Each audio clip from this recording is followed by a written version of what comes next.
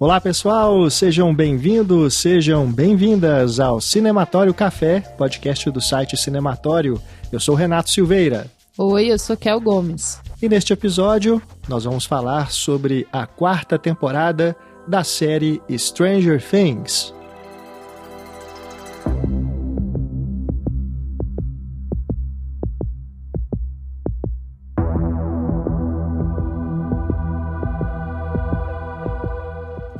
Stranger Things, que chega aí à sua 4ª temporada, os episódios desta vez lançados de uma maneira diferente.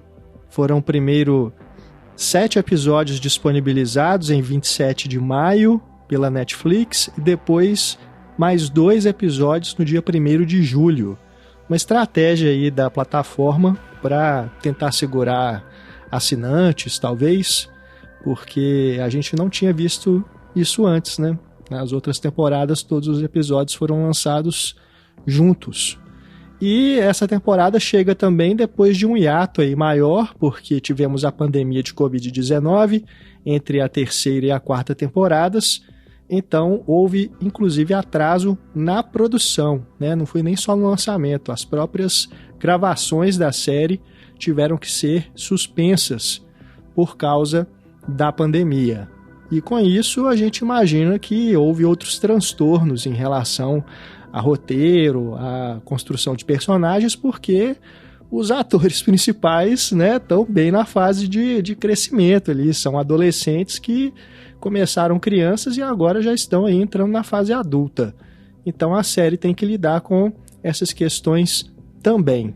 Enfim, o que a gente vai discutir aqui hoje é bem assim, tópicos, né, em relação à série. A gente não vai entrar assim, em detalhes sobre cenas, a gente vai citar, claro, alguns acontecimentos com spoilers, né? Então prepare-se, porque se você ainda não viu a série, a gente vai revelar muita coisa aqui. Agora, a grande questão é que essa temporada foi a mais longa, né, com episódios mais longos, alguns com 2 horas, mais de 2 horas de duração, né? São verdadeiros longas-metragens aí, algo que a gente também não via na série. Então a gente vai discutir hoje se justifica essa longa duração, entre outros temas, né? Inclusive a criação de um novo vilão que a gente não tinha visto ainda nas temporadas anteriores. Enfim, vamos bater papo aqui sobre os principais assuntos relacionados a Stranger Things 4, hoje com 2 convidados que estão aqui conosco, já de hábito, né, Kel? Ainda bem que é de hábito, fico muito feliz que é de hábito, que esse hábito nunca se perca. Temos conosco aqui Ana Lúcia Andrade. Bem-vinda, Ana, novamente. Oi, gente, tava doida pra gravar isso também, achando que ia acabar essa temporada, não acabou? Pois é, então, ano que vem... Quer dizer, ainda nem falaram quando vai ser lançada, né? Ainda não. Bom, mas não devem demorar muito. Então, logo teremos outro episódio aí do Café. E a gente volta pra falar do finalíssimo, né? Isso. Também conosco, René França. Chega mais, René. Ei, gente. Pois é, e com essa notícia aí da Netflix de que bateu o recorde de mais de 1 bilhão de horas de visualização, tô achando que isso não vai acabar, não. Pois é, né? Os irmãos Duffer, né, que são os criadores da série, eles anunciaram, quando falaram do lançamento da 4ª temporada, que seria feita a 5ª e última temporada, ainda sem datas, como a gente disse, mas a gente já viu circulando por aí notícias de que estão pensando em spin-off, né? Então, assim, vai acabar, mas não vai, né? A coisa ainda vai render, com certeza. Bom, a gente já vai falar sobre Stranger Things, mas antes trazer aqui uma notícia que deixou a gente muito feliz, né, Kel? Porque o nosso podcast está entre os mais escutados da categoria TV e Filme, na Apple Podcasts, e também na categoria Film Reviews, na Apple Podcasts. Estamos no Chartable, que é uma plataforma que pega ali os rankings, né, dos podcasts mais ouvidos, e a gente teve essa notícia muito boa para a gente ver aí o nosso trabalho ser reconhecido, né? Ver que estamos aí chegando a audiências e inclusive fazendo frente a podcasts grandes que contam com investimento de empresas, né? Que tem uma estrutura toda por trás. O nosso que é independente, feito aqui por mim e pela Kel, com a colaboração do Renê, da Ana, da Larissa, né? De todo mundo que vem aqui gravar com a gente. Estamos lá em cima, né, Kel? Estamos no pódio, 3º lugar. Obrigada, gente. Isso é muito legal. Eu fico pensando, né, que não é nada fácil chegar nesse lugar, porque, como o Renato falou, nós somos um grupo aqui independente. A gente tá produzindo conteúdo, sabe, aqui de casa. Então, né, a gente enfrenta uma concorrência que não é nada leal, assim, é bastante desleal.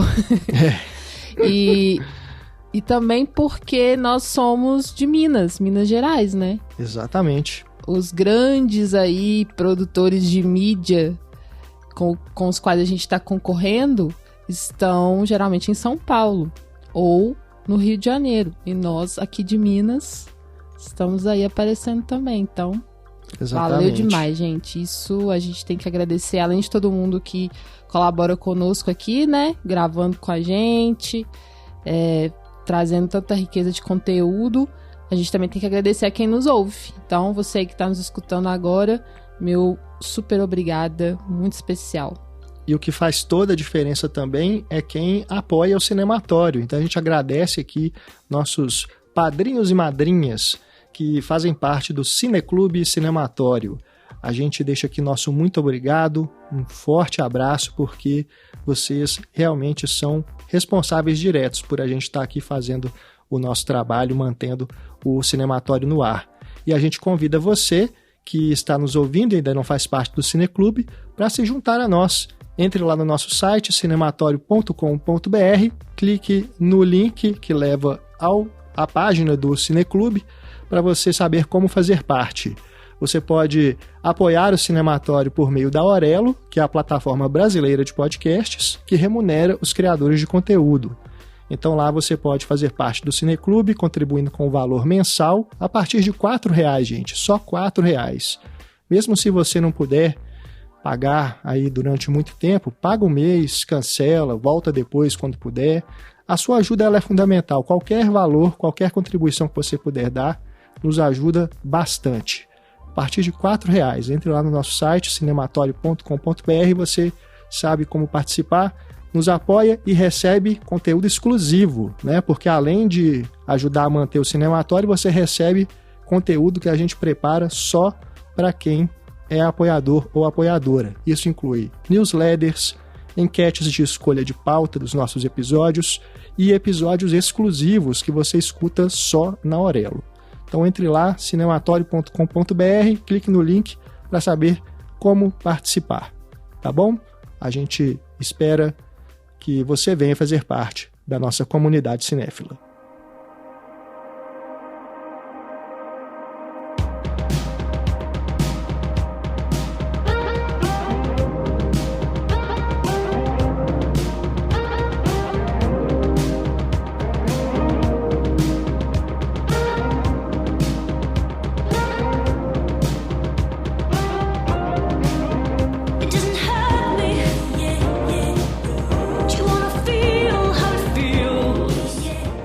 Stranger Things 4, a série que agora no mês de julho recebeu indicações ao Emmy.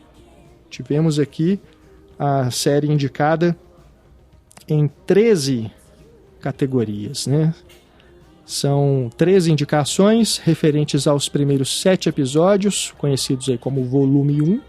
Os episódios 8 e 9, que compõem o volume 2, não tinham sido lançados a tempo das inscrições do Emmy. Então, imagina, poderão competir no Emmy do próximo ano. Bom, as indicações de Stranger Things 4, volume 1, no Emmy 2022, são para melhor série drama, melhor elenco de série de drama, melhor design de produção, melhores efeitos visuais, melhor supervisão musical, melhor edição de som, melhor mixagem de som, maquiagem, prostética, maquiagem de personagem ou série de época, cabelo, edição de câmera única, performance de dublês e coordenação de dublês. O Emmy tem essas categorias bem diferentes e mais abrangentes que o Oscar, né? Então temos aí a série concorrendo em diversas categorias com possibilidades de conquistar aí prêmios importantes. Vamos ver, né? A concorrência é forte. Bom, eu queria que a gente começasse aqui o nosso bate-papo sobre Stranger Things, falando justamente sobre essa questão da longa duração dos episódios. Será que ela se justifica? Porque, olha, na minha opinião, já abrindo aqui os trabalhos, eu vejo que eles tentaram, os irmãos Duffer, agradar muito a audiência, né, os fãs, dando o tempo para desenvolver as tramas de todos os personagens da série, né? Em vez de focar só em um determinado núcleo, a gente teve ali todos os personagens, inclusive os coadjuvantes, tendo uma grande participação, nem na trama, né? Mas participação assim, na série, com cenas que levavam aí para questões que até divagavam, né? Fugiam do que a gente estava acompanhando mesmo ali, que é o núcleo central, né? Que seria ali o de Hawkins, com os garotos e garotas enfrentando o novo vilão, que é o Vecna. Então, paralelamente, a gente tinha aquela trama lá com o Hopper e a Joyce, né? Fora dos Estados Unidos, inclusive, né? Ou é no Alasca. Se for no Alasca, é nos Estados Unidos. Mas, enfim, parecia que eles estavam em outro lugar mesmo, como aqueles russos e tudo, aquela coisa da prisão. Tinha também, lá na Califórnia, antes disso, a Joyce com a Eleven e o Will, né, se enturmando ali na nova escola, vivendo essa nova vida. E em Hawkins acontecendo essa coisa toda aí com esse novo monstro saindo do mundo invertido para pegar os adolescentes.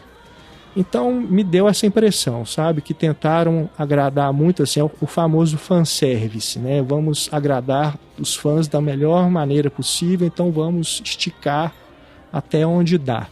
E eu vejo que a sensação que eu tenho, na verdade, é de que a gente assistiu, não sei, a 3, 4 filmes ao mesmo tempo ao longo desses episódios, e só um é que é bom mesmo, que seria para mim esse de Hawkins, sabe? Daria talvez para editar as cenas ali e fazer um filme de terror dos anos 80 só com o que estava se passando ali, pegando uma coisa ou outra, circundando ali, né?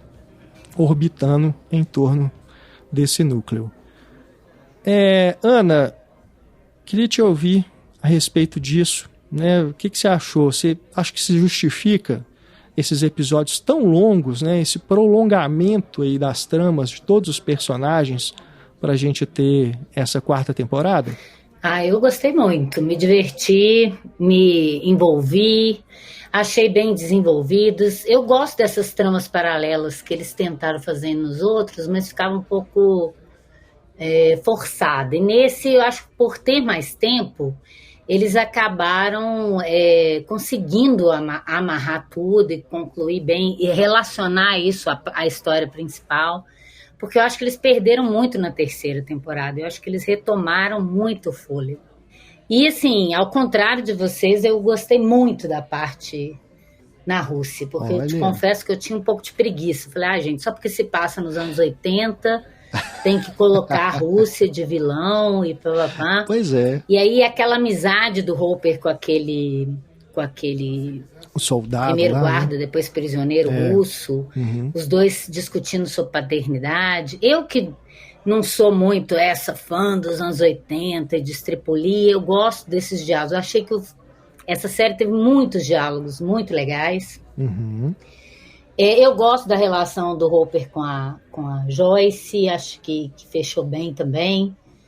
E achei que foi uma maneira dele colocar todos os personagens agindo e atuando de uma forma bem brincada, funcionava bem, eu achei. Que suspende, meio novela mesmo, suspende um núcleo, vai para o outro, mas no final ele conseguia amarrar tudo isso, eu achei muito, muito interessante. Tem até uma coisa também de voltar nessa coisa do Papa lá, do Matt Modine, que eu achei que ele tinha morrido, não lembro em que momento ele voltou a viver. Eu também não. Mas não deu tempo de eu rever tudo. Mas eu achei muito legal essa questão da paternidade, que tinha sido ensaiada lá com o Hopper e a Eleven no início, e agora voltou com essa questão da Eleven com o Matt Modine, que eu achei muito legal, uma hora que ele conversa, o Hopper, com o guarda, que ele fala, acho que nós somos programados para rejeitar o nosso pai, para a gente poder crescer e evoluir, para sermos independentes. Então, teve até uma coisa meio freudiana de superação do pai, de não seguir os passos do pai, que foi importante também para a personagem da Eleven crescer, em vez de ficar só em bobagenzinhas adolescentes, igual foi verdade. O terceiro. Sim. Eu gostei bastante, acho que eu gostei mais do que vocês, pelo jeito. Acho que quem gostou mais só foi a Kate Bush, né? Acho que é a única pessoa que só tem coisas boas para falar de Stranger Things. Ganhou uma grana com o streaming da música, né? Voltou às paradas. Mas, e você, Kel? Você concorda com a Ana? Antes da gente passar aqui pro René. Eu acho que funciona bem para algumas situações, para outras não. Inclusive eu tenho alguns problemas exatamente com essa situação lá envolvendo os soviéticos. Eu acho que algumas coisas estão muito enroladas ali, por exemplo, quando eles saem da prisão e depois eles voltam, sabe? Isso pra mim ficou um pouco assim difícil. Eu gosto dos diálogos em relação ao Hopper, porque em relação àquele outro personagem, Murray, é o Murray. O que tá com a Joyce, que ajuda a Joyce, isso, que vai até o encontro do Hopper. Com aquele cara que era pra ser engraçado, eu não gosto nada daquilo, assim. Eu, sabe, não me conectei, assim. Nesse núcleo, eu gostei apenas do que a Ana falou. Dessa questão do Hopper e a amizade dele com o soldado. Não gostei da duração, achei que foi enrolado, assim. Não gostei da Joyce, não gostei desse Murray e do outro cara estranho, enfim. Então, pra mim, eu acho que daria pra dar uma resumida, digamos. Mas eu acho que, de fato, todos os núcleos estão bem conectados, assim, à história grandiosa em si. Acho que foi bem amarrado nesse sentido. Inclusive, para que cada núcleo enfrente um tipo de situação que tem a ver com amadurecimento, né? Que tem a ver com um certo crescimento, uma libertação de algo para poder seguir. Então, eu achei interessante nesse aspecto. Você sentiu um cansaço, assim, a respeito dessa longa duração? Não, cansaço não. Episódios? É só mesmo nesses momentos específicos que eu queria que a coisa andasse mais. Aham. Por exemplo, também outra situação que eu achei que foi um pouco enrolada é com a 11 ou 11. Eu não consigo falar 11, eu sei que eles traduzem aqui no Brasil, traduzem. Né, mas é só 11, cara, eu não consigo. 11 é muito estranho. Tipo, eu fico imaginando que lá fora todo mundo fala e entende como 11, né? A gente também deveria entender, mas enfim. Que acaba que 11 parece um nome pra gente, né? E aí, os flashbacks eu acho que foram muito repetitivos, assim. A gente ficou vendo muitos flashbacks iguais. Talvez eles poderiam ter cortado um pouco mais nisso, porque isso, de certa forma, me cansou, assim. Né, que ela estava sempre voltando às mesmas imagens, às mesmas lembranças. Eu sei que, né, de certa forma, era o que ela tinha, né, na cabeça dela ali. Mas, pra mim, assim, acompanhando, eu tava sentindo um pouco repetitivo demais, assim. Porque eu queria estar muito muito mais acompanhando os outros, por exemplo. Então, quando eu estava empolgada em um determinado momento, aí corta, ia para essa repetição. Aí eu senti que em muitos momentos, quando eu estava assim, muito engajada, esse meu engajamento era cortado para que eu fosse seguir outra coisa. E aí, talvez nessa outra coisa, eu já não estava tão interessada assim, entendeu? Entendi. Então, eu senti um pouco desses cortes, né? Mas, no geral, eu acho que, como eu disse, eu acho que tá bem amarrado a história. E isso é um grande mérito, né? Porque é algo que começou lá atrás, assim. Então eu fico imaginando a cabeça de um roteirista para pensar todas essas conexões e tudo fazendo sentido, né? E com a criação de um vilão que eu achei massa também, que é exatamente essa ideia de um vilão que espelha a super-heroína, né? Então eu achei bem coerente também com tudo que a série vem apresentando, assim. E as suas bases, né, de referência. Legal, legal. Vamos saber do René agora, sobre essa questão. René, sentiu um cansaço ou não a respeito dessa longa duração? E para você, se justifica terem esticado, né, a série nessa temporada mais do que nas outras? Então, eu tô mais com o Renato nessa, porque me deu muita impressão como se a temporada toda pudesse ser o primeiro episódio de uma última temporada. Assim, eles estão colocando os personagens onde eles precisam estar pro clímax, mas dando a impressão de que só a trama de Hawkins é que andava, né? Que levava a uma evolução para algum lugar. Eu senti um pouco isso que a Raquel comentou, assim, principalmente lá na Rússia, né? De que você tem uma situação de que o personagem ele tem um objetivo que é fugir da prisão, aí ele prepara, aí ele faz de tudo para fugir, aí ele foge, aí ele é traído, aí ele volta, ele é preso de novo, aí ele consegue fugir de novo, aí depois de ter fugido ele descobre que ele tem que voltar para matar os bichos. Então fica um vai e vem, igual o pessoal lá da van da pizza, que fica dando volta também, indo de um lugar para o outro. Assim. É verdade. Então eu senti um pouco um cansaço com essas outras tramas, assim, era quase como se cortava para elas, eu pensava assim, não, eu quero ver a investigação lá sobre o Vecna, eu quero ver o que está acontecendo ali com a Max, aquilo ali me pegou eu estava me importando mais com aqueles personagens ali, até porque você sabe que a Eleven estava meio ali voltando em várias coisas que a gente já viu, e você sabe que nada vai acontecer com ela porque ela é a heroína. O Hopper não vai morrer, porque se eles não mataram ele na outra temporada, não é porque ele sobreviveu para eles matarem ele na Rússia. Então não temia por ele ali também.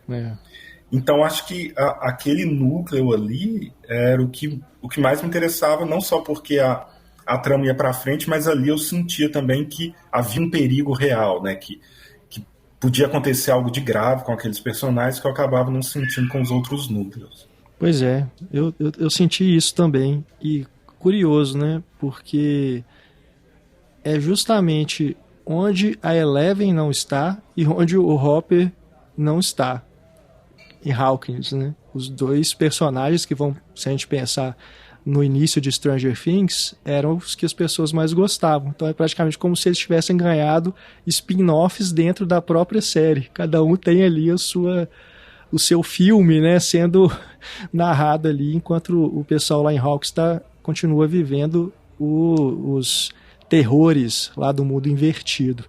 E o episódio que eu mais gostei, acredito que muita gente também, foi justamente o episódio em que a Eleven não aparece, que é o episódio 4, que é o episódio já, né, clássico, em que a Max é pega ali pelo Vecna e a gente tem a cena aí da música da Kate Bush, né, Running Up That Hill, que os meninos colocam lá no ouvido da Max, no Walkman dela, porque eles descobrem que é a música favorita da pessoa, que desperta memórias boas, né, é uma arma, né, para poder enfrentar o Vecna, para a pessoa se libertar dele. E, nossa, aquela sequência final ali, puxa vida, né, acho que foi o ponto alto da série para mim. E eu gostei muito, muito de como apesar, né, de clichês e referências, né, de tudo que a gente já viu de filmes de terror dos anos 80, de lembrar de A Hora do Pesadelo com Fred Krueger, lembrar de Hellraiser com Pinhead, né? Apesar disso tudo, eu achei que o Vecna foi um vilão muito bem construído, tem um visual marcante, tem ali toda a mitologia em torno dele, então acho que eles cumpriram ali o papel de um bom filme de terror, né? De criar um personagem icônico e, ao mesmo tempo, amarrar tudo isso com a história toda da série até aqui, o envolvimento do passado dele com o laboratório, com as outras crianças, com a própria Eleven. Então, a revelação que é feita pra gente no final do volume 1, né, de quem é o Vecna, eu achei muito bem construída. E o ator é muito bom, e o ator, né, que é o... Jamie Campbell. Exatamente. Exatamente, muito bem escalado. Você gostou? Nossa, ele tem Ana? Bower no nome. Bower? Porque eu pensei nele pra fazer Bower. Eu pensei nele pra fazer o Bowie. O David Bowie? Seria uma boa. Que eu acho que combina. Enfim. Você gostou do Vecna, Ana? O que você achou? Gostei muito. Nossa, eu achei muito legal. Eu falei assim, gente, eles estão enfiando mais personagem. Como é que vai desenvolver isso tudo? E alguns dos novos personagens, assim, ganharam muito no meu conceito, assim, para a trama, para sair do lugar comum, dos clichês dos personagens já desenvolvidos. Sim. Né?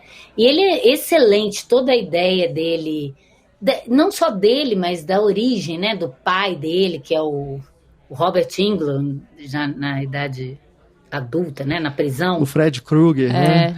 É verdade. Na série ele é o Victor Creel.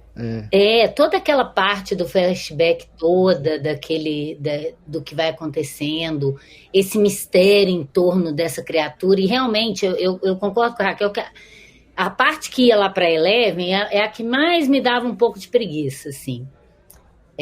Mas por quê? Porque ali não tem muita coisa para acontecer. Se ela tá só numa câmera lembrando, não tem muita tensão. Agora, quando chega, igual quando o Renato falou, quando chega no final e amarra tudo e você vê que tudo aquilo ali tem a ver com a origem desse vilão,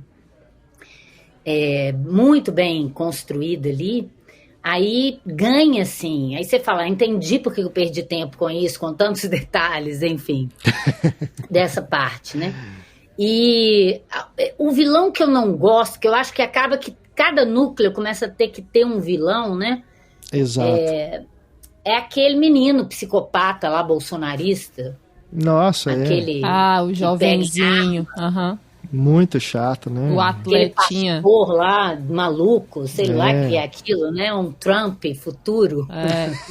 Exatamente. Ele é tipo o líder do time da escola. Nossa, esse personagem me irritou profundamente, porque eu entendo que é uma crítica bem interessante também a esse tipo de gente nos Estados Unidos, esse povo pela família, pela pátria, e que acaba sendo o pior dos perversos, né?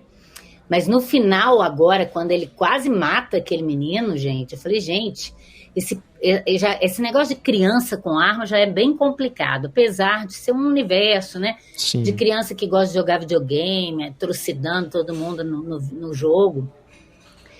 Mas aquele personagem, ele me incomodou muito, ainda mais no final, que você já tem um vilão forte, foda, querendo destruir o mundo e tem que aguentar um vilãozinho. Me lembra o vilão, o noivo da Kate Winslet lá no Titanic. Sabe? O navio afundando, é o maior vilão, e tem um cara atirando enquanto o navio afunda, sabe? Isso me irritou um pouco. Mas, é verdade. Mas eu achei bem divertido, engraçado. Não me cansa esses episódios. Eu como gosto de maratonar, eu não gosto de ver e parar. Eu nem percebia acabando. Quando eu vi acabou, eu falei, e aí não sabia que tinha mais 2 episódios depois. Eu achei que acabava ali, eu falei, vai ter então uma outra temporada. Eu não sabia que ia ter um fechamento dessa temporada.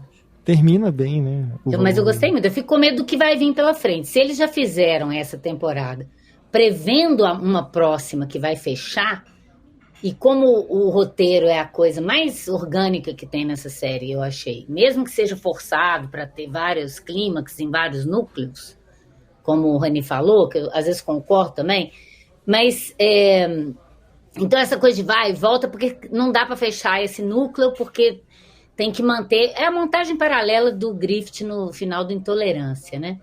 Que ele tem que manter todos correndo paralelamente na mesma direção, né?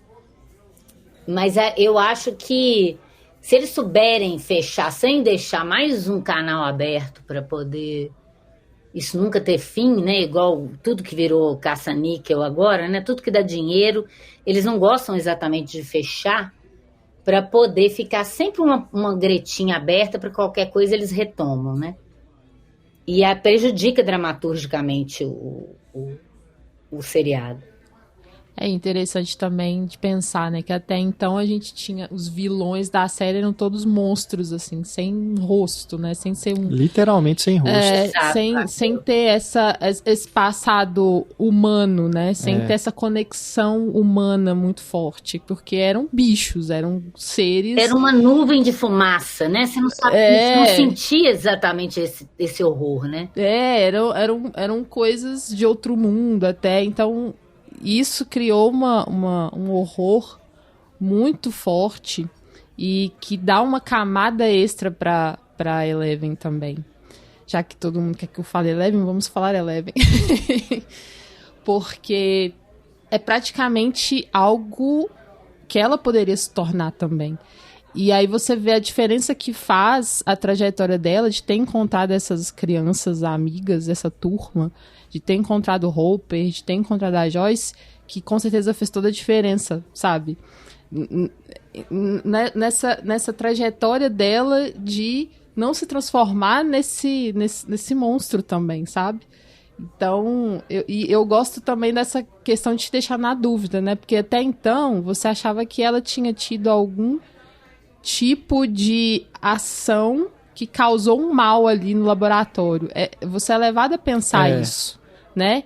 Que é algo que ela reprime tanto porque parece que é algo que ela fez. É algo maléfico que ela fez. E aí você vai descobrindo aos poucos que não, na verdade ela era a única que estava tentando salvar as outras crianças. É uma terapia, né? Ela faz uma regressão ali. Exatamente. Para poder essa memória, né? Esse trauma ser desfeito, né? Exatamente. Essa culpa que ela carrega, ainda mais depois do que ela passou lá na cidade, né? Para onde ela tinha mudado com a Joyce. E ela acabou agredindo a menina, né? Que fazia bullying com ela. Tem essa coisa do bullying, que também a série tá sempre abordando de alguma forma ou de outra. E ali também te coloca nessa dúvida, né? O quanto que tem de mal ali na nossa super-heroína, sabe? E aí eu achei interessante, porque traz também mais camadas pra própria protagonista, né? Pra própria Eleven, assim. E é bem interessante como eles... assim, conseguiram amarrar muito bem a tudo que a gente tinha visto até então, assim, essa coisa do mundo invertido, como que ele foi aberto, a questão dos outros monstros também, como que eles estão conectados ao Vecna, o que ele faz, e essa coisa de amadurecer, o quanto que afeta também o próprio Vecna, né, pensando aí nessa questão dele de ter sido expulso, de certa forma, do convívio com as outras pessoas, né? Por ele ser diferente, assim. Então, né, essas complexidades, né? Pegando o melhor do horror para trabalhar medos e traumas, eu achei bem interessante. O episódio 4 também é meu favorito, apesar de eu estar falando dessas coisas entre, né, a Eleven e o Vecna. Eu acho que o episódio 4, dramaticamente, ele é fechadíssimo, assim. Você se sustenta com ele. Apenas com ele, assim. E a Max é uma personagem muito massa, também a atriz, gosto bastante. Tem essa culpa pesada, né? Apesar de ser uma criança, ela tá carregando ali uma culpa de de desejar a morte de alguém, não é de qualquer pessoa, é do próprio irmão. Então isso é bastante profundo, assim. Não deixa de haver também uma certa vilania nesse sentimento que ela tá carregando, né? Como que se ela se sentisse uma vilã também. Sim. Né? E aí, nessas conexões que o Vecna consegue atingir as pessoas, né? Exatamente pegando esse lado obscuro delas, esses traumas, esses medos, isso que levaria a pessoa para as trevas, digamos assim. Então, no geral, assim, em termos de horror, eu acho que faz ótimas referências e entrega coisas novas muito boas, assim. E, inclusive, porque, né, Fred Krueger é um dos meus personagens favoritos. Adorei ver que ele foi, assim, a principal... Eu acho que é a principal referência ali, né? Claro, o ator tá ali, né? Pois é, assim, fazendo até não só nessa coisa do Vecna, né? De como ele age, mas pensando bem nessa questão de realidade, sonho, de trauma e medo, sim. Que a franquia do Fred Krueger também trabalha. Renê, o Vecna te despertou boas memórias também?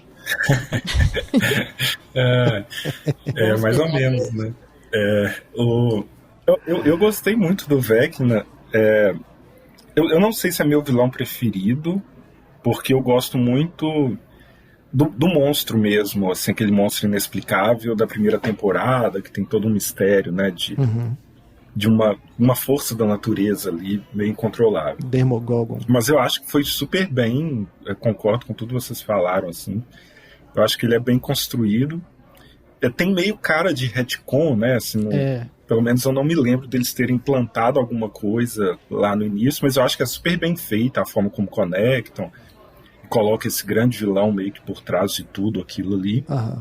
E acho que tem tudo a ver com o andamento dos arcos e do desenvolvimento dos personagens na série, né? Faz muito sentido quando eram crianças o vilão ser esse monstro sem rosto, assim, é um medo, você não sabe exatamente do que, né, quando você é criança, se é um medo do diferente, medo do escuro, medo de algo que é aterrorizante por si só. E que é quase inconsciente nesse sentido. E agora você tem um vilão que é consciente, que tem um plano, que tem uma vingança, que tem um propósito, e que trabalha a partir dos medos do inconsciente, né, das frustrações, das culpas que as pessoas carregam. Então tá muito ligado a esse amadurecimento, né, e a chegada da adolescência, da virada da infância para a vida adulta. Então acho que eles conseguem fazer o Vecna como um vilão perfeito para trabalhar nessa transição. Me parece que essa temporada é a temporada do fim da inocência, né? Verdade. Eles estão lidando com um nível de terror que a série não tinha apresentado até então. Isso. E com consequências muito graves e reais, que começam já lá com a morte da menina no início e termina com, né, o inferno se abrindo ali em Hawkins, né? Então as coisas começam a ter umas consequências grandes demais e vão perdendo um pouco o caráter de aventura juvenil, que é o que a série propôs no início, né? Então eu acho que o Vecna é um desses vilões marcantes aí das séries, assim, que vai ficar meio com essa imagem, vai fazer parte de um certo imaginário, porque ele funciona muito bem, e também, para mim, o episódio 4 é o meu preferido. Eu acho que ele é muito bem desenvolvido, e ele dá no final, na resolução dele, uma paga de toda a relação dos personagens, da amizade, da forma como aquilo se desenvolve. E até uma coisa, sempre que eu penso nesse episódio, eu lembro disso, e acho que isso vale para a série toda, como que é bem dirigido, assim, Stranger Things, né? Tendo ou não alguns hiatos de roteiro, tendo ou não algumas coisas mais alongadas, a direção é sempre muito boa, assim, eles conseguem te envolver muito bem, é tudo muito bem dirigido e bem montado, né? É uma produção muito exemplar para mim nesse sentido, assim, como que eles conseguem... Eles não só emulam o estilo dos anos 80, mas eles fazem até parecer mais anos 80 do que era nos anos 80, e com um clima interessante, agora trazendo terror, ou um gosto de terror em alguns momentos, que acho que funcionou muito bem. Eu queria comentar isso que o René falou. Eu também acho muito bem dirigido, muito envolvente, né? As estratégias narrativas e técnicas, os mundos, a direção de arte, né? O jeito como ele faz esse mundo invertido, né? É muito legal naquele episódio 7, quando a câmera passa pelos personagens andando de bicicleta e vai para o mundo invertido. Aquele mundo invertido, tenebroso, que não parece exatamente um estúdio, né? Você entra naquele mundo ali, aquela casa, as avessas, aquela casa lá que o Vecna nasceu, sim, né? Uhum. Um aluno meu, o Arthur, fez uma análise do primeiro episódio, dos primeiros minutos do episódio. Impressionante como que a linguagem é usada de uma forma muito, muito funcional para criar o interesse e o suspense e o horror. Não é só pelo que acontece na trama, né? Você assistir sequências isoladas, você vê como é bem dirigido, né? Como eles sabem usar os recursos de cinema numa série para streaming, né? Então, e eu acho isso também que vai trabalhar de uma forma muito psicológica, assim, todas as questões, bem psicanalítica até, né? Essas coisas de relação de amadurecimento, as questões do pai, a questão de voltar no passado para achar as suas questões, tentar lidar com os problemas, seja através da amizade, do companheirismo, da música, né? Que é uma coisa também bem de adolescente. E mantendo essa coisa também das mulheres salvando a pátria. A Joyce salva o mocinho lá, o prisioneiro. A Nancy investigando e corajosa para lidar com aquilo. A própria Max que se voluntaria, né, para ser isca, né? E ao mesmo tempo subverte alguns clichês, né? O Steve, que era para ser o playboy de filme de adolescente, que é um cretino, ele acaba se revelando também um menino que amadurece com essa questão de ser um herói mesmo, né? De agir em nome da coletividade, não em nome de si mesmo. O Dustin com aquela coisa brilhante dele, né? Tem umas coisas que vão sendo reforçadas, que você já viu ao longo da série, e que não são repetitivas, e que eu acho que ganhou muito nessa temporada. Eu gosto especialmente também lá no final daquela troca de bilhetes da Max com o ex-namoradinho, né? Eles escrevendo os bilhetes, me lembrou essa coisa, né, uma relação futura com as mensagens de internet, né, de celular, feita naquele momento ali. Eu achei que tem uns momentos, assim, umas sacadas muito legais de troca de carinho, de afeto, num diálogo, sim, bem construído entre os personagens. Gostei bastante. Os episódios, né, só dizer aqui o nome dos diretores, além dos irmãos Duffer, são dirigidos pelo Shawn Levy, que dirigiu o episódio 4, né, que a gente gostou bastante, ele que fez filmes como Uma Noite no Museu, 2 recentes, né, que fizeram sucesso aí, remetendo muito a anos 80, que são o Free Guy, Assumindo o Controle, e o Projeto Adam, os 2 estrelados pelo Ryan Reynolds. E também tivemos episódios dirigidos pelo Nimrod Antal, que é um cineasta húngaro. Na verdade, assim, ele é americano, mas de descendência húngara, por isso que ele tem esse nome. E na carreira dele tem filmes como Predadores, né, que é uma das continuações aí da franquia Predador, aquele filme de terror Temos Vagas, com a Kate Beckinsale, né, que é um filme até bem interessante. E ele também dirigiu episódios de Servant, né, a série produzida pelo M. Night Shyamalan. Enfim, são, né, 4 diretores, né, esses 2 mais os irmãos, que dividiram aí a direção desses 9 episódios, né, ou 9 filmes. Mas sobre os personagens de Hawkins, eu concordo com as observações que a Ana fez.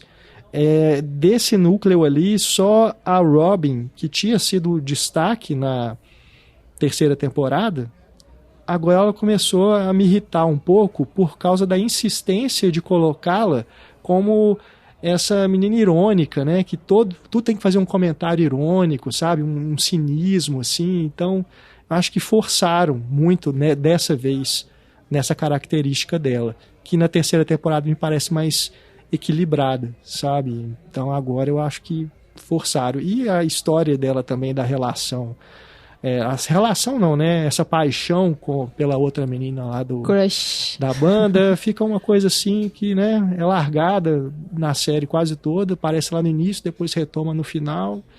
A questão dela se assumir ou não homossexual, né? Fica uma coisa assim que a série não desenvolve. Então eu achei que foi desse núcleo de Hawkins, acho que foi a personagem que desperdiçaram, sabe? Um potencial que tinha ali.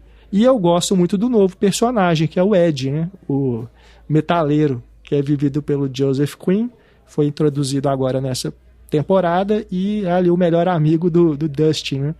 Então eu gostei e foi um personagem que eu fiquei torcendo para ele e fiquei também sentido com o destino que ele teve, né? Torci ali para que ele pudesse sobreviver e a gente vê mais dele nos próximos capítulos, né? Aí na quinta temporada, mas pelo visto, eu sei que pelo que eu acompanhei aí de repercussão, foi um personagem que se tornou um querido, né?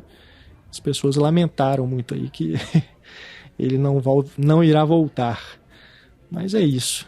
É uma pena, né? Porque eu acho que foi uma forma de resolver a questão dele, que ele estava sendo procurado e tal pela polícia, mas é ruim porque ele ficou dado como culpado, né? Pois é. Só se na próxima eles vão resolver. Igual a menina também, o crush da filha lá da Uma Turma, é a menina do Annie Whitney. E eu falei, quando eu vi ela, eu falei assim, gente, ela não vai fazer só essa ponta, porque eles devem estar aguardando alguma coisa para a próxima temporada, que vai. Pode ser. Só introduziram ela aqui e na última eles vão fechar isso melhor. Provável. E uma ponta que lembra outra pessoa, né? Que lembra a Molly Ringwald. Nossa, quando total. Ela aparece, é como se fosse a Molly, a garota de Rosa Shocking. Aliás, aquela cena em que ela aparece ali naquela loja que tá todo mundo comprando armas, né? Eu fiquei impressionado com essa cena porque a gente acabou de ter uma série de notícias de tiroteios nos Estados Unidos, né? Inclusive em escola, e de repente você vê na série todo mundo se armando, inclusive os adolescentes pegando escopeta e tudo mais, enfim. Coisas dos Estados Unidos, né? É uma crítica, essa coisa de que qualquer criança pode comprar arma nos Estados Unidos. Sim, pois é uma coisa assustadora, né? Conversa, né, papeia enquanto tá lá comprando armas e, sabe, testando um no outro, inclusive. Nossa, assustador. Tenso. Não, o interessante é que a trama do Ed é baseada numa história real, né? Ah, é? Aham. Porque teve um surto coletivo nos Estados Unidos, na época, que as pessoas góticas, roqueiras, tatuadas, geralmente estavam sendo associadas a satanismo. E teve alguns jovens que foram, inclusive, indiciados judicialmente, como, sabe, satânicos e acusados de matarem crianças, assim. Foi um caso real mesmo, assim. Nossa. Isso na época não tinha fake news em WhatsApp, né? Imagina. Pois é, essa fase ficou conhecida como pânico satânico. Que isso, gente? Doido, né? Eles ficaram 18 anos presos até serem soltos, inocentados. Tinha sido condenado à prisão perpétua. Né? Exatamente. Tipo, sem provas nenhuma, apenas com essas discussões aí, por serem, né, galera do rock and roll, e aí achou que eles estavam fazendo cultos satânicos, assim. Que horror. Horrível. E o Hellfire Club, eu li que é uma referência a uma sociedade secreta dos X-Men. Ah, legal. Eu gostei desse nome, Hellfire Club. Bom, sobre o Hopper e a Joyce, só retomando aqui a história dos dois ali, aquela aventura que eles estão vivendo lá fora dos Estados Unidos, a ideia que me passou é que quiseram relembrar aqueles filmes de aventura dos anos 80, sabe? O próprio Indiana Jones tem aquelas aventuras, né, que vai para outro país, aí passa por... mistura aventura com comédia, tem sabe? aquelas coisas de... Me lembrou muito isso. Eu acho que foi uma tentativa de... investigação também, né? Você lembra do Michael Agente Douglas lá no Secreto. Tudo por uma Esmeralda, sabe? Essas coisas.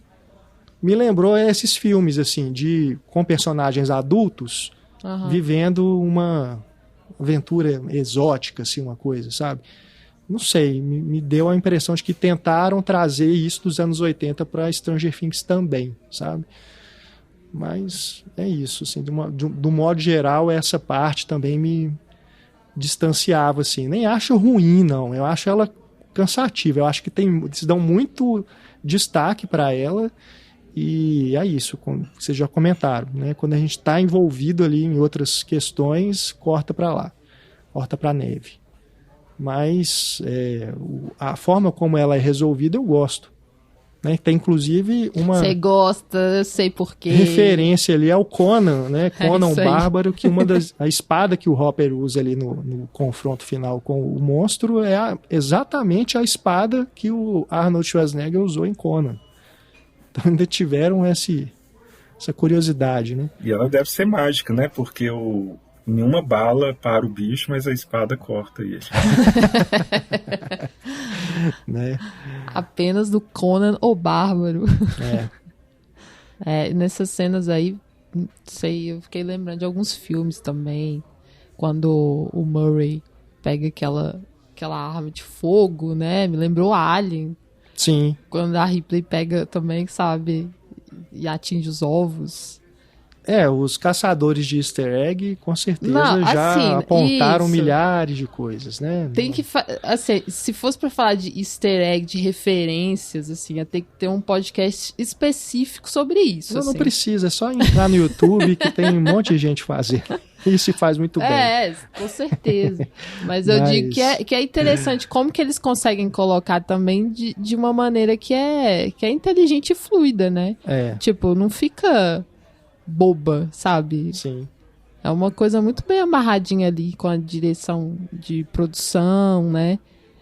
E são esses acenos, assim, que as pessoas novatinhas adoram procurar. Não sei se elas estão vendo essas referências. Por exemplo, Acho Conan o Bárbaro, quem é? Será que ela vê o filme? Não sei. Olha, A Hora do Pesadelo, legal. Fred Krueger, será que ela vai lá e vê o filme? Eu acho que tenho sim. a minha dúvida. Acho que pode ser. Mas o que é ruim é que os próprios estúdios não trazem, né? Não fazem um trabalho assim de manter esses filmes vivos assim para você assistir, né? Disponíveis, né? Às vezes é muito difícil você encontrar alguns desses clássicos, né? Eles preferem fazer um remake do que deixar disponível, sabe? É complicado. E aproveitando aqui, quero lembrar a todo mundo que temos o nosso podcast De Volta para o Sofá, A Hora do Pesadelo, especialíssimo sobre todos os filmes da franquia, tá? Então, corre lá e ouça também. E venha pro mundo do Fred Krueger. Bom, se a gente parar para pensar, a gente tem também aqui, além do Hopper preso ali, a Eleven também tá vivendo um filme de prisão, né? Só que no laboratório e dentro das memórias dela. Não deixa de ser também, né? Então tem essa relação dos dois. Para você, Renê, falando desses dois personagens aí, pra gente já ir caminhando aqui pro final do podcast, você acha que o poder narrativo da Eleven também foi perdido aí dessa temporada? Porque ela tá sofrendo ali esse bloqueio, né? Dos poderes dela. Mas você acha que de algum modo tirar ela do convívio com as crianças, né, com os adolescentes, os amigos dela lá em Hawkins, isso foi prejudicial para a personagem, que é sem dúvida nenhuma o grande destaque, né, a protagonista de Stranger Things? Eu tento achar que sim. A Eleven, ela tem um problema que é desses personagens superpoderosos, tipo a Capitã Marvel, que ela resolve a trama, né? Ela resolve o problema muito rápido. Então eles precisam ou tirar o poder dela ou isolar ela para que você consiga contar uma história, né? Eles voltam e meia fazem isso, né? Ela perdeu o poder, ela sumir, alguma coisa assim, porque senão ela resolve muito facilmente. É verdade. E ela me parece que é um personagem que ela nunca teve, você brincando aí na pergunta de se ela perdeu o poder narrativo, né? O poder narrativo nela mesma, assim. Entendi. Porque a Eleven, principalmente na primeira temporada, ela é o ET, né, do filme do Spielberg. Sim. Que a gente tem até um podcast aqui sobre o filme. Ela é o catalisador que faz os outros personagens agirem, né? Ela é uma figura ali, e a partir das ações dela, tudo ali acontece, mas ela existe para que os outros personagens se insiram na ação ou que funcionem ali dentro da narrativa. Então, me parece que quando isola ela, causa um buraco no núcleo, que é aquele núcleo lá dos maconheiros, da pizza, e ao mesmo tempo ela em si fica um pouco isolado. Assim, eu achei legal até que para desenvolver ela melhor, a gente rever, mas eu achei muito mais interessante para a gente entender o Vecna e de onde veio o Vecna do que necessariamente sobre a Eleven mesmo. Sim. Que é o que muita gente falava dos filmes do Wolverine, que o Wolverine funcionava muito bem como coadjuvante dos X-Men, mas quando ia para um filme solo, ele não funcionava tão bem sozinho, porque ele era legal pelas relações que ele provocava, pela simples presença dele no ambiente ali dos X-Men. Acho que a Eleven é um pouco parecida com o grupinho dos jovens lá em Hawkins. A presença dela faz um tanto de coisa girar e acontecer, né? Você tira esse elemento, as coisas ficam meio frouxas ali, e aí eu concordo um pouco aí com o Renato, que perde, sabe? Mas eu acho que, ao mesmo tempo, como eles parecem estar fazendo uma grande preparação para uma temporada final, é aquela estrutura clássica que tem no Senhor dos Anéis, que tem Star Wars, né? De você separar todos os núcleos para ser legal quando juntar todo mundo pro clímax, pro final. Sim. E aí eu acho que foi meio isso, assim, porque é muito legal quando a gente vê no último episódio eles se reencontrando, né? A gente fica, é isso aí, eu quero ver todo mundo junto. Então tem essa estratégia também que, no final das contas, acabou funcionando, me parece. Que muito bem, porque eu fiquei super empolgado para ver a próxima temporada. Você concorda, Ana? Nossa, concordo demais. Acho que é exatamente isso. Eu fiquei pensando, gente, se ela é tão poderosa, ela resolve isso tudo rapidamente. Eu não aguento isso, né? Às vezes ela arrebenta uma porta, um laboratório inteiro, às vezes uma alcinha daquele bicho segura ela e ela não sai. E todo filme de super-herói tem isso, né? Tem hora que você fala, mas por que ele não faz aquilo que ele fez antes e resolvia? Mas acaba funcionando bem, assim, né? Também acho que é resguardando a personagem para o confronto final, que vai ser mais difícil, né? Eu gosto muito do final também, deles ajudando todo mundo naquilo que aparentemente seria um terremoto, né? Eles se voluntariando para ajudar todo mundo naquela coisa também do agindo em nome do coletivo sem ninguém saber, né? Nós sabemos que eles são heróis, mas as pessoas na história não, né? É verdade. Eu gosto também disso. Eu só fiquei assim pensando, porque quando o Vecna pega a Nancy, ele fala com ela, né? Diz pra Eleven que eu tô aqui, que eu tô atrás dela, não sei o quê, né? Ele dá umas dicas assim. Então você meio que planta assim, bom, alguma coisa vai acontecer nesse sentido, mas acaba que não, né? A Nancy, ela mal tem contato com a Eleven no final das contas.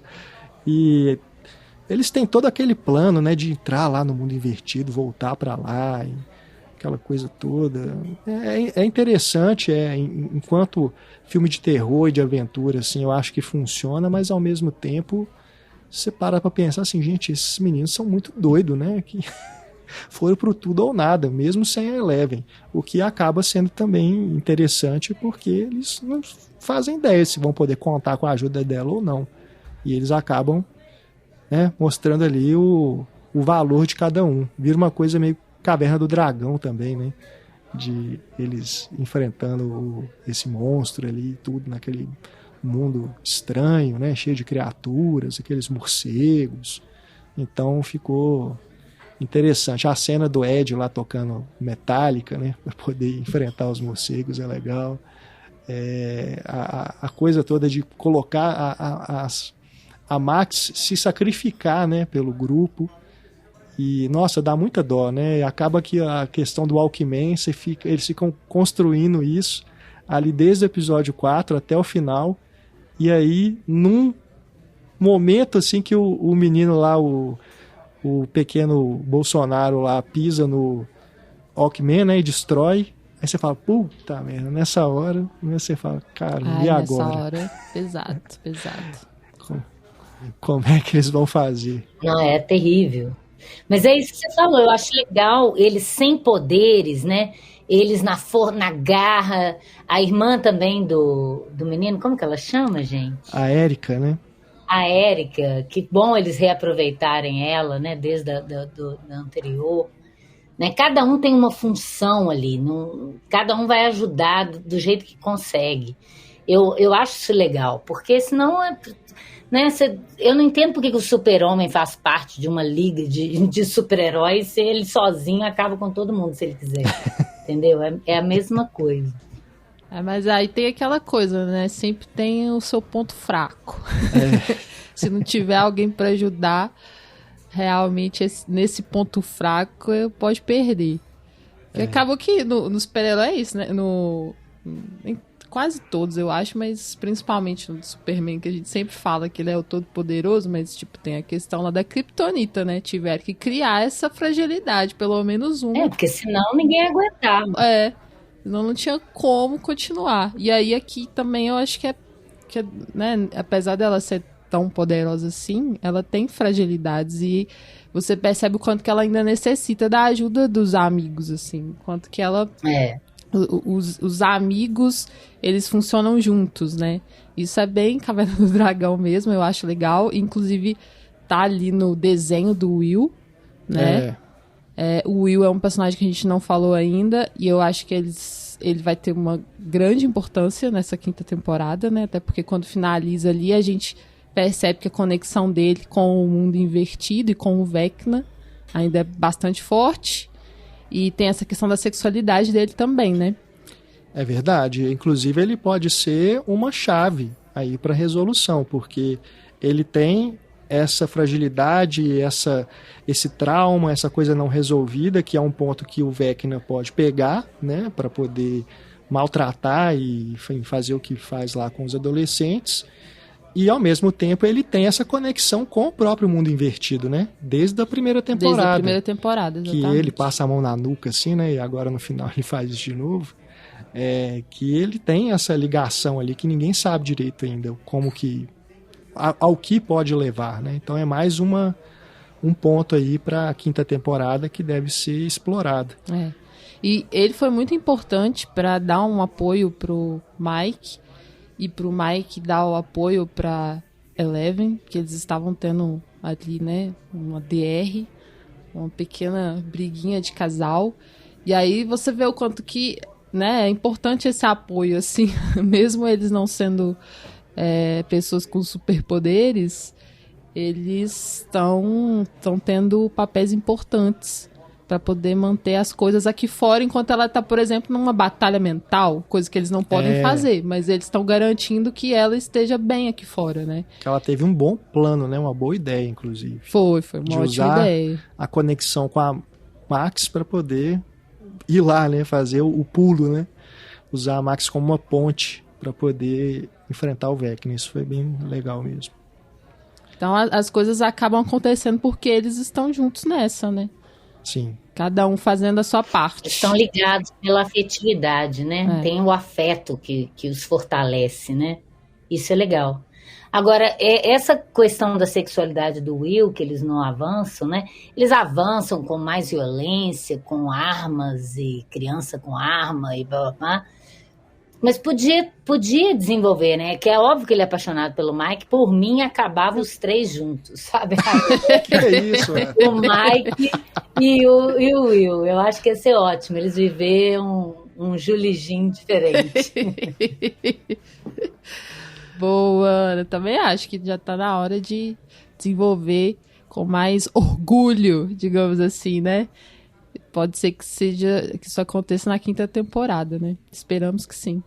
Porque, nossa, aquela cena lá do carro, né? Deu um aperto no coração, assim. Ele falando aquilo tudo e colocando como se fosse Eleven, mas ele tava, assim, sabe? Se contendo tanto pra poder falar com o Mike.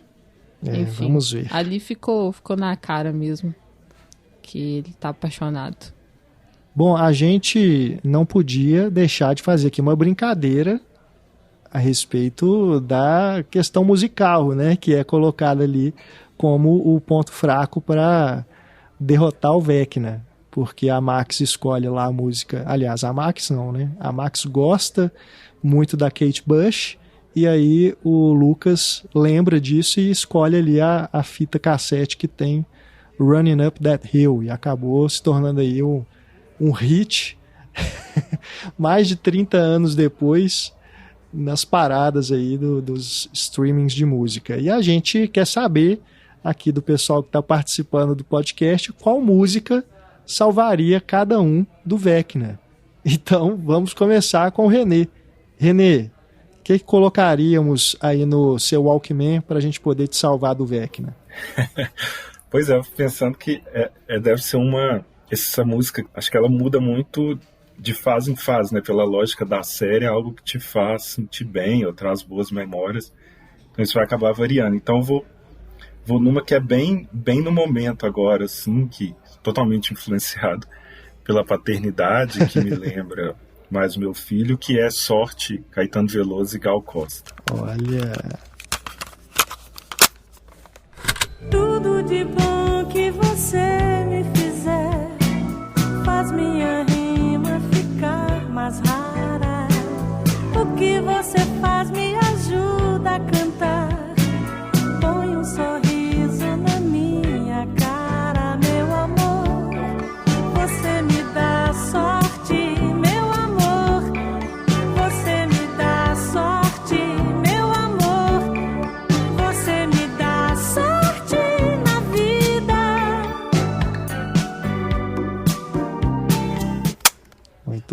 Muito bom, boa escolha. E Ana, agora a gente quer saber qual música a gente colocaria no seu Walkman pra gente te salvar do Vecna. Olha, qualquer música dos Beatles resolvi. Tá fácil. Ai, que boa, Ana. Qualquer bom saber. uma. Tá vendo, a gente? pior que você escolher dos Beatles tá valendo pra mim. Mas ainda assim, se tiver que escolher uma, aí seria Happiness is a Warm Gun. Beleza. Maravilhoso. Só pra ter a voz do Lennon me acalmando. Mother Superior jumped the gun. Mother Superior jumped the gun. Happiness is a warm gun. Happiness is a warm gun, mama. When I hold you in my arms and I feel my finger on your trigger, I know nobody can do me no harm, because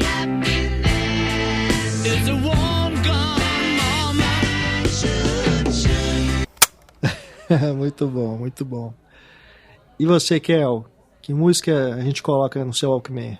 Olha, é o que eu sempre digo, né? Escolher música favorita, filme favorito é muito difícil. Mesmo pensando em momentos, mesmo pensando em fases. Mas aí eu tentei pensar, assim, uma música que, mais ou menos na idade das crianças, dos adolescentes ali, de Hawkins, que eu colocava e me sentia super bem.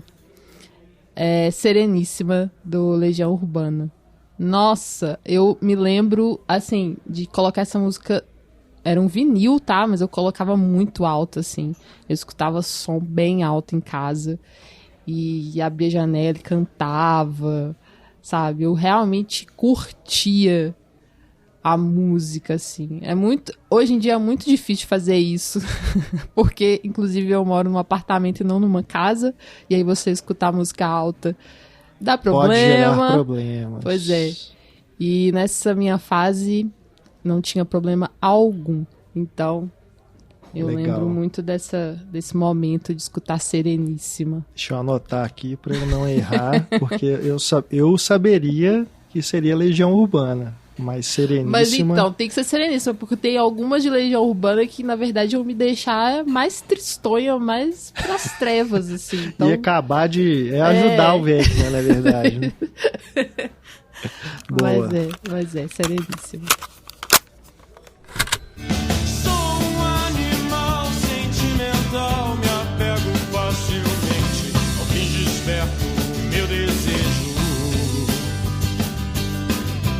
Tente me obrigar a fazer o que não quero e você vai logo ver o que acontece. Acho que entendo o que você quis me dizer, mas existem outras coisas. Bom, e pra mim, olha, vocês podem pegar Get a Grip, do Aerosmith, e colocar Amazing. Que é a música assim, que mais me lembra os bons momentos da adolescência, sabe? Pegando aí, né, o que a Max vive ali, na hora que ela começa a escutar a música, e tem aquela sequência, né, com aqueles clipes, né, os flashbacks ali. Então, pegando carona nisso, acho que é o que me relembraria, assim, esses bons momentos, sabe? Daquela época. Então, Amazing, do Aerosmith.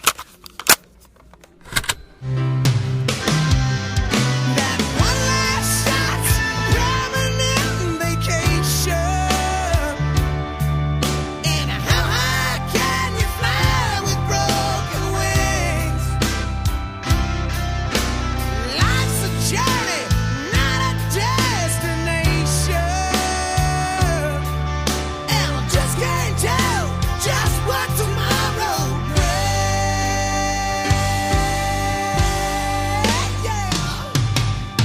You have to learn to crawl before you learn to walk. Pode ser Get a Grip ou Big Ones, que eu ouvia muito o CD Big Ones, né, que eram os Greatest Hits. Então era isso, é a minha banda preferida da adolescência. E eu sempre tive vontade de ter um Discman, de ter um Walkman, e nunca tive, gente. Nossa, eu tinha um Walkman parecido com aquele lá, clássico lá da Max, sabe? Aham. Mas acho que não era igual, né? Mas era parecido, assim. Eu tenho um aqui com fita cassete. É. Com um fonezinho, aquele fonezinho bem parecido também, sabe? Com só um metalzinho, Mais assim, uma fino. fita de metal, Aham. né, em cima. Era legal demais. Falar nisso, gente, é aquela cena que eles estão procurando a música e o Ed mostra uma música de heavy metal. Essa música Pô, ele grita, né? Iron Maiden, né? é muito engraçado. Aquilo virou meme já. É. Muito bom. Muito bom. Cheio de fita de rock lá. Ai, ai. É isso então, vamos encerrando aqui o nosso Cinematório Café. Digam pra gente também qual música salvaria vocês do Vecna. Digam aí nos comentários, nas redes sociais, marquem a gente, compartilhem o podcast. Você que é apoiador, apoiadora do Cinematório, diz pra gente lá no nosso fórum, na Aurelo, ou no nosso grupo do Telegram. Né? A gente tem um grupo exclusivo para apoiadores. Então a gente quer saber de vocês. Qual música salvaria vocês do Vecna? Tá bom? É isso. Muito obrigado pela audiência. Muito obrigado, Ana, por estar aqui com a gente mais uma vez para falar de Stranger Things. Eu que agradeço, um prazer. Adorei, tava doida pra gravar esse. E foi ótima essa pergunta final, Renato. Muito boa essa pergunta. Legal. Renê, muito obrigado por ter participado aqui do nosso Cinematório Café mais uma vez. Valeu demais. Valeu demais e ansioso para a nova temporada. Acho que é uma série que, apesar de ter uma ou outra coisa que cansou um pouco, acho que é muito divertida e é daqueles momentos assim que eu separava assim à noite, assim, hoje eu vou ver mais um episódio de Stranger Things. Eu não vou ver tudo de uma vez para ter um pouquinho mais depois. Então, uma das coisas mais legais que tem hoje no streaming. Dá até uma peninha de saber que estão planejando acabar. Mas foi super super legal e a conversa aqui tão legal quanto. Legal. Valeu, gente. A gente também tava fazendo isso, né, Kel? Deixando pra ver um episódio por dia e sempre à noite, né? Sempre à noite. Dava aquela sensação, assim, né, de ver filme de terror de noite. Bem legal mesmo. Valeu, Renê. Abraço pra todo mundo aí. É isso, gente. Vamos então nos despedindo. Mais uma vez, muito obrigado pela audiência. E você que quiser mandar um e-mail pra gente, se tiver alguma dúvida sobre o Cineclube, quiser também mandar aí um comentário sobre o Stranger Things, enfim, é só escrever pra gente no e-mail contato@cinematório.com.br. Beijo, gente. Até a próxima. Um grande abraço, pessoal. Até mais. Tchau.